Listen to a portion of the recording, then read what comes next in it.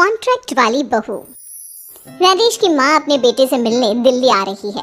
इस बात का पता चलते ही नरेश के दिल में हलचल मच जाती है। नरेश अपनी माँ के स्वागत की तैयारी में लग जाता है। साथ ही उसे डर भी सताने लगता है कि उसकी माँ कहीं अपनी पुरानी जिद पर फिर से बैठ ना जाए। हे भगवान, इस बार बचा लो, अगले साल पक्का माँ की जिद पूरी कर दूंगा। तभी दरवाजे की घंटी बजती है।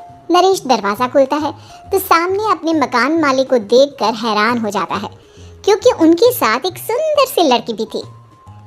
नमस्ते अंकल, कुछ काम था, मुझे बुला लेते, आपने क्यों कष्ट किया? अरे नहीं नहीं, इसमें कष्ट कैसा, मैं तो बस तुम्हें रीना से मिलवाने आया था। आज से रीना तुम्हारे साथ इसी फ्लैट में रहेगी। अंकल, कोई लड़का फ्लैटमेट नहीं है? एक अनजान लड़की के साथ रहना मेरे लिए थोड़ा अजीब होगा।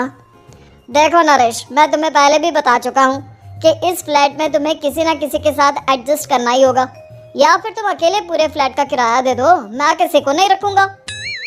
नरेश अपने मकान मालिक की बात सुन के रीना के साथ रहने के लिए तैयार हो जाता है, पर अंदर ही अंदर उसे ये बात खाने लगती है कि वो अपनी माँ को क्या जवाब देगा जब उसकी माँ रीना के बारे में उसे पूछेगी। दिन बीतने लगते हैं। नरेश और रीना अच्छे दोस्त भी बन जाते हैं, पर अभी भी नरेश अपनी प्रॉब्लम का सलूशन नहीं ढूंढ पाता। एक दिन नरेश बहुत परेशान सा बैठा होता है। तभी रीना उसे पूछती है, क्या हुआ नरेश, तुम काफी परेशान लग रहे हो, सब ठीक तो है ना? हाँ सब ठीक है, बस एक छोटी सी प्रॉब्लम है। वो एक्चुअली 2 दिन बाद मेरी माँ मुझसे मिलने आ रही है। अरे तो इसमें प्रॉब्लम क्या है, ये तो खुशी की बात है। हाँ रीना, बट मेरी माँ एक जिद लेकर बैठ गई है कि मैं शादी कर लूँ, पर मैं अभी इस चीज़ के लिए तैयार नहीं हूँ। ऊपर से जब वो तुम्हें देखेगी तो 100 सवाल करेगी, क्या जवाब दूंगा? अरे इसमें कोई टेंशन वाली बात नहीं है, मेरे पास ना इस प्रॉब्लम का सलूशन है, जिससे ना तुम्हें शादी करनी पड़ेगी और ना ही तुम्हारी माँ मेरे बारे में कुछ पूछेंगी। रीना की बात सुनकर नरेश सोच में डूब जाता है। वो सोचता है कि रीना खुले ख्यालों वाली लड़की है, कहीं माँ को सच बता ना दे। नरेश को सोच में डूबा देखकर रीना कहती है, अरे क्या हुआ, किस सोच में पड़ गए? डोंट वरी, जैसा तुम सोच रहे हो ना वैसे कुछ भी नहीं है, मेरे पास एक प्लान है। मैं कुछ समझ नहीं पा रहा हूँ, कैसा प्लान? मैं समझाती हूँ।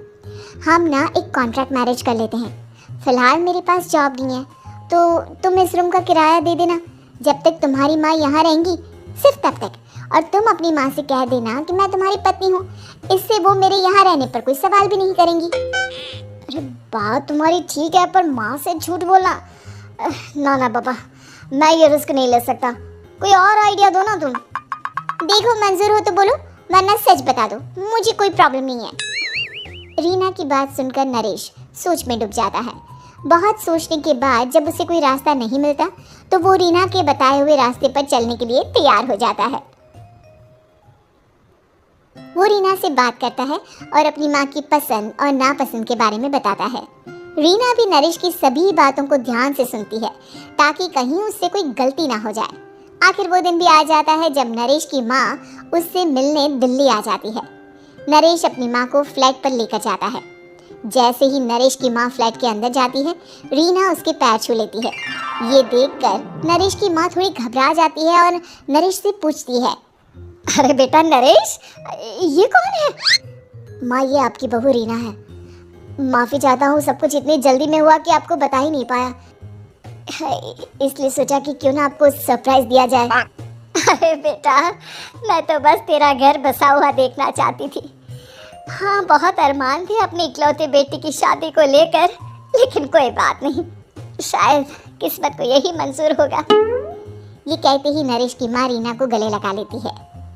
रीना बेटिया, मेरा बेटा ना थोड़ा नादान है, पर तुम काफी समझदार लगती हो, और मैं जानती हूँ कि तुम इसका बहुत अच्छे से ध्यान रखोगी।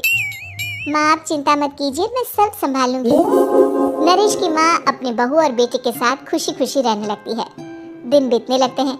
नरेश की माँ और रीना का रिश्ता बहुत मजबूत होता चला जाता है। वो दोनों सारा दिन एक साथ रहती और खूब बातें करती। इधर साथ रहते रहते नरेश और रीना भी एक दूसरे से प्यार करने लगते हैं।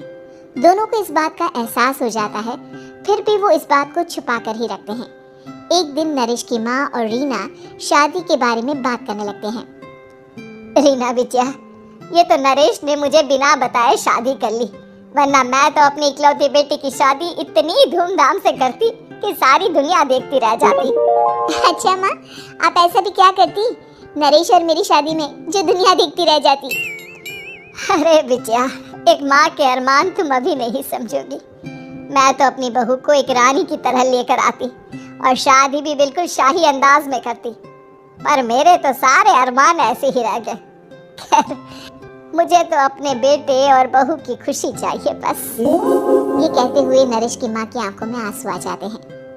रीना भी ये सुनकर ख्यालों में खो जाती है, क्योंकि वो भी मन ही मन खुद को नरेश की पत्नी और उसकी माँ की बहू मानने लगी थी। शाम को जब नरेश ऑफिस से घर आता है तो रीना खुद को रोक नहीं पाती और नरेश के सामने उसकी माँ को अपने और नरेश के रिश्ते का सारा सच बता देती है। रीना की बात सुनकर नरेश की माँ दोनों से बहुत नाराज हो जाती है और घर वापस जाने की बात करने लगती है। तुम दोनों ने मुझसे सच छुपाकर बहुत ठेस पहुंचाई है मुझे। अब तुम लोगों के साथ नहीं रहना चाहती मैं, कल ही वापस चली जाऊंगी अपने घर। माँ मुझे माफ कर दो, ये सब मैंने रीना के कहने पर ही किया है, वरना मैं भी आपको कभी ठेस पहुंचाने के बारे में सोच भी नहीं सकता। हाँ माँ, हमने ये सिर्फ आपका दिल रखने के लिए किया, प्लीज हम दोनों को माफ कर दीजिए। तुम दोनों ने मेरे अरमानों के साथ खिलवाड़ किया है और वैसे भी मुझे अपने बेटे के लिए एक अच्छी लड़की ढूंढनी है, इसलिए मेरा यहाँ से जाना ही बेहतर होगा। माँ की ये बात सुनकर रीना खुद को रोक नहीं पाती। माँ, क्या मैं आपके घर की बहू बनने लायक नहीं हूँ? रीना की बात सुनकर नरेश हैरान रह जाता है। नरेश की माँ भी कुछ समझ नहीं पाती। मैं कुछ समझी नहीं, आखिर तुम कहना क्या चाहती हो? माँ, मैं वो नरेश से बहुत प्यार करती हूँ और साथ ही साथ मैं आपको भी अपनी माँ मान बैठी हूँ। आज जब आपकी बातें सुनी तो खुद को रोक नहीं पाई, इसलिए सारा सच आपको बता दिया। रीना की बात सुनकर नरेश की माँ की आंखों में आंसू आ जाते हैं और वो अपने बेटे नरेश और रीना को गले लगा लेती है। मेरे घर की बहू तो सिर्फ रीना बिटिया ही बनेगी। मैं आज ही तुम दोनों की शादी की तारीख निकलवा दूंगी, बस एक बार तुम्हारे घर वाले मान जाए। उसी दिन रीना के माता पिता भी उनके फ्लैट पर आ जाते हैं। दोनों परिवार आपस में बैठकर बातें करते हैं और शादी के लिए राजी हो जाते हैं। रीना भी कॉन्ट्रैक्ट फाड़ देती है और कहती है, सही मायने में मैं अब बहू बनूंगी, अब तक तो सिर्फ कॉन्ट्रैक्ट वाली बहू थी।